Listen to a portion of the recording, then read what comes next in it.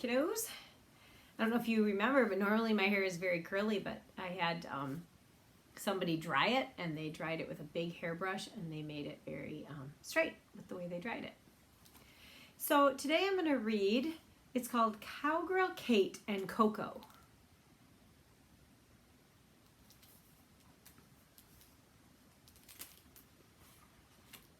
And this is about spring, and we are starting spring now, and it's cold though. We've started the season of spring, but we had snow yesterday, and it's very chilly today, and we expect the warmer weather to come.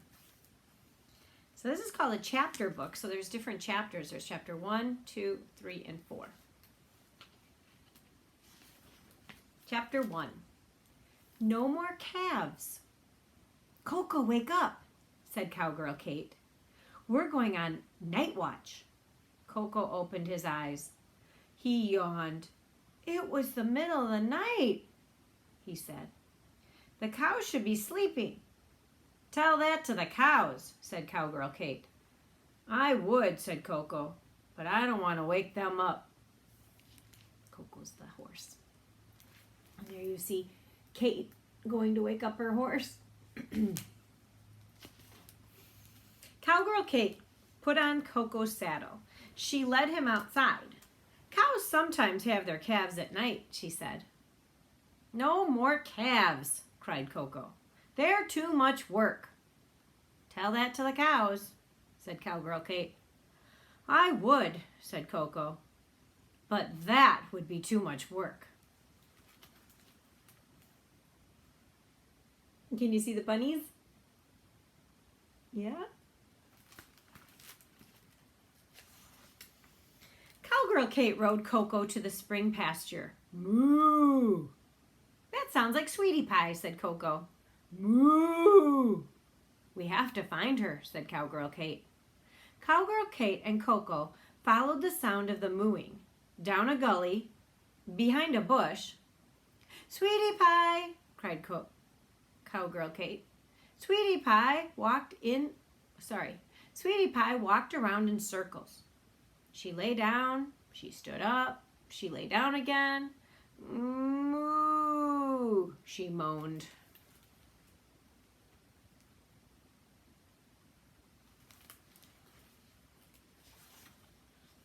Uh-oh, cried Coaco. I see a little calf head. I see little hooves. Cowgirl Kate grabbed her walkie-talkie. Mom, Dad, she called. Come to the spring pasture. Sweetie Pie has started to calve. Cowgirl Kate slipped out of the salad. Not a salad, a saddle. She slipped out of the saddle. Hold on, Sweetie Pie, she said. Mom and Dad will be here soon. Too late, said Coaco. Look. See, she's holding a walkie-talkie. If you don't know what that is, it's kind of like a telephone, but it's just for one other person. So the mom and the dad in this book had a walkie-talkie, and Cowgirl Kate had one. So she could talk to her mom and dad whenever she needed to. A small wet calf was lying on the ground. Sweetie Pie licked him over, all over. The calf opened his eyes. He gazed at Sweetie Pie. He gazed at Coaco. He bobbed his head up and down. Coaco nickered. That little one needs us, he said. Let's stay and watch him until morning. Cowgirl Kate smiled. Didn't you say calves were too much work, she asked. They are too much work, said Coaco. And they're also sweet. He leaned closer to Cowgirl Kate. But, he whispered, I will never tell that to the cows.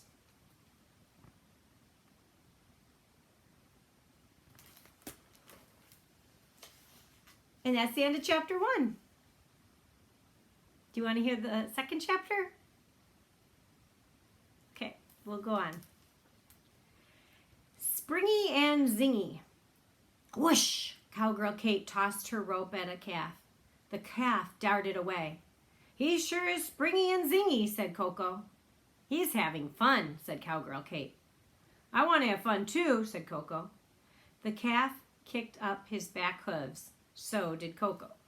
"Whoa!" cried Cowgirl Kate. "She better hold on tight." The calf sprang straight up into the air. So did Coco. "Stop right now," cried Cowgirl Kate. "We have work to do." The calf jumped backwards. So did Coco. The calf darted and dashed. Coco darted in. Cowgirl Kate reached into her saddlebag. Crunch! Coco stopped. He turned his head and he stared. What did she take out of her bag? It's red and shiny and delicious. Yep, she took out an apple. And he heard her. "I want an apple too," he said. "First you must work," said Cowgirl Kate. Coco grinned. "I was working," he said. "You were jumping around like a springy, zingy calf," Cowgirl Kate said. "What kind of work is that?" "Hard work. I was learning to think like a springy, zingy calf," said Coco. "It made me hungry." And he grabbed the apple. Chomp!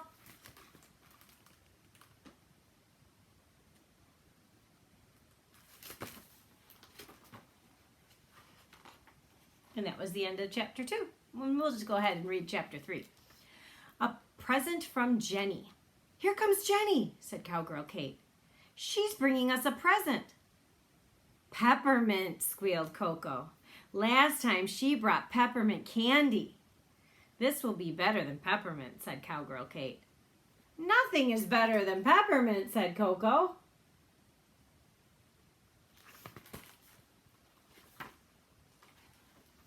Jenny got out of her car. She was holding a puppy.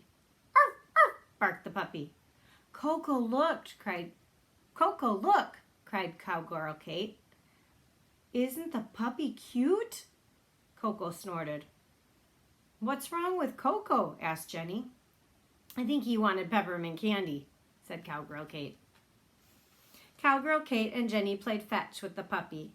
Coco snorted again. They gave the puppy food and water. Coco snorted again. They made the puppy a cozy bed. Coco stomped into the barn.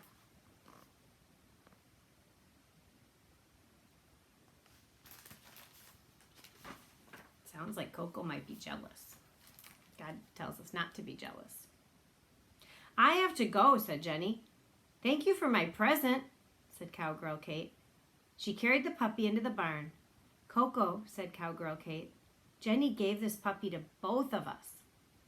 "But I want peppermint," said Coco. Cowgirl Kate put the puppy down. The puppy bounced over to Coco. "Arf, arf," she barked. "She's noisy," said Coco. "She's talking to you," said Cowgirl Kate. The puppy licked Coco's front legs. "She's tickling me," said Coco.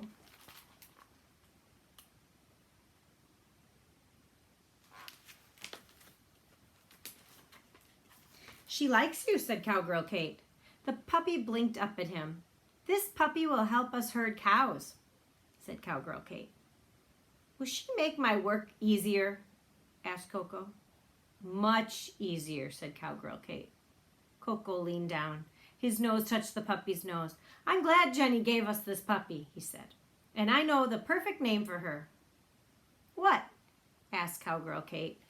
Coco grinned and said, "Peppermint." Looks like he got his peppermint after all. Okay, this is chapter 4. This is the last chapter of the book.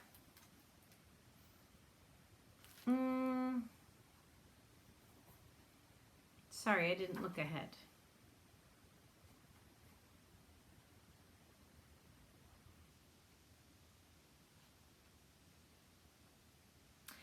Well, I'm going to go ahead and read this next chapter, but if your mom doesn't want you to hear it, I understand.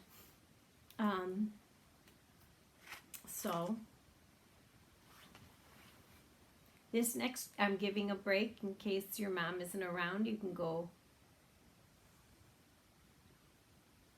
You know what? I'm just going to skip it. Well, I'm going to summarize it. So they heard a scary noise out in the barn, and they didn't know what it was. And so they said Coco was very scared, but Peppermint wasn't too afraid. So there they are going into the barn. And Peppermint hid behind Coco. "Don't be scared," said Cowgirl Kate. Coco snorted. "I'm not scared." But he was. He was scared of the noise. He didn't know what it was. So Cowgirl Kate, she had a lot of courage, and she went into the barn and she climbed right up into the loft, and she looked and she said, "They're barn owls." "But what was that terrible noise I heard?" "That was their mama," said Cowgirl Kate. "She flew outside to find food for her babies." "Hiss, hiss," the baby owls, "hiss." "What do they want?" asked Coco. "They want their mama," said Cowgirl Kate. Coco gazed at them. "Your mama will come back," he said, "but while she's out, I will watch you." "Arf!" barked Peppermint. "And Peppermint will watch you too," said Coco. And see, there's the baby owls. How many are there? 1, 2, 3, 4, 5. And that's Cowgirl Kate. She seems like a great little girl, doesn't she? Oh, there's one more page. We will all be on night watch," said Cowgirl Kate. "I love night watch," said Coco. "And I love spring babies." That's when we get a lot of, and you know this very well, but we get a lot of babies in the spring on a farm. Hey, I hope you enjoyed the book. Miss you all.